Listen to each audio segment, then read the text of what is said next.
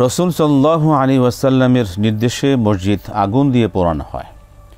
মদিনায় রাসূল সাল্লাল্লাহু আলাইহি ওয়াসাল্লামের আগমনের কারণে কতিপয় পাদ্রী ও দরবেশের নেতৃত্বে ভাটা পড়ে যায়। এমনকি তারা কুবা মসজিদের ক্ষতি সাধন করতে ব্যস্ত হয়ে পড়ে। তাই মুনাফিকদের 12 জনের একটি দল ইসলামকে নির্মূল করার ষড়যন্ত্রে মেতে ওঠে। এদের প্রধান আবু আমের নামক জনৈক খ্রিস্টান সন্ন্যাসী পরামর্শে মসজিদে দিরার নামক একটি মসজিদ নির্মাণ করেন। ইসলামকে ধ্বংস করাই এই মসজিদের নির্মাণের মূল লক্ষ্য ছিল। এই মসজিদকে তাদের গোপন সলা পরামর্শের কেন্দ্রস্থল হিসাবে স্থাপন করেছিল। এদিকে নবী করিম সাল্লাল্লাহু আলাইহি ওয়াসাল্লাম তাবুক অভিযানের প্রস্তুতি নিচ্ছেন। এমন ব্যস্ততার সময়ে মুনাফিকগণ তার নিকটে এসে বলল, হে আল্লাহর রাসূল সাল্লাল্লাহু আলাইহি ওয়াসাল্লাম, আমাদের মধ্যে অনেকেই রুগ্ন ও অসুস্থ আছে, যারা মসজিদে নববী ও মসজিদে কুবায় হেঁটে আসতে পারে না, কেননা মসজিদ দুটি অনেক দূর হয়ে যায়। তাই আমরা একটি মসজিদ স্থাপন করেছি, যদি আপনি সালাত আদায় করে উদ্বোধন করেন তাহলে বরকতময় হবে।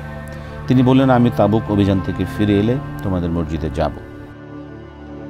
তাবুক অভিযান থেকে বিজয়ী বেশে প্রত্যাবর্তনকালে তিনি যখন জি আওয়ান নামক স্থানে পৌঁছালেন, তখন এই আয়াত নাজিল হয়। والذين اتخذوا مسجدا ضرارا وكفرا وتفريقا بين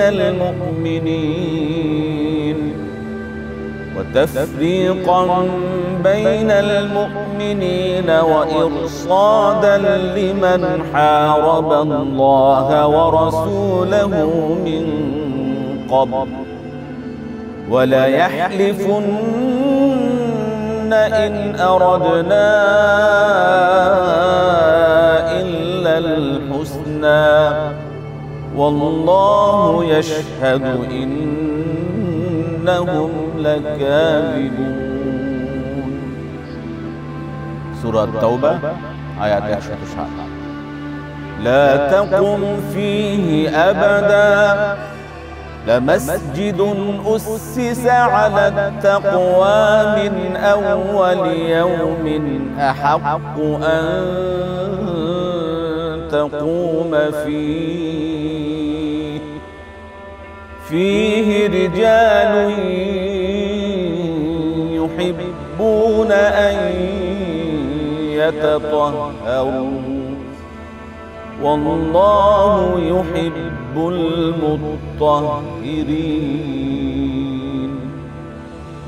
সূরা তাওবা আয়াত 108। আয়াতটি নাজিল হওয়া মাত্রই তিনি সাহাবীদেরকে মসজিদে দিরার ভেঙে চুরমার করে ফেলার আদেশ দেন। তৎক্ষণাৎ তারা মসজিদে দিরারটি ভেঙে আগুন দিয়ে জ্বালিয়ে দেন।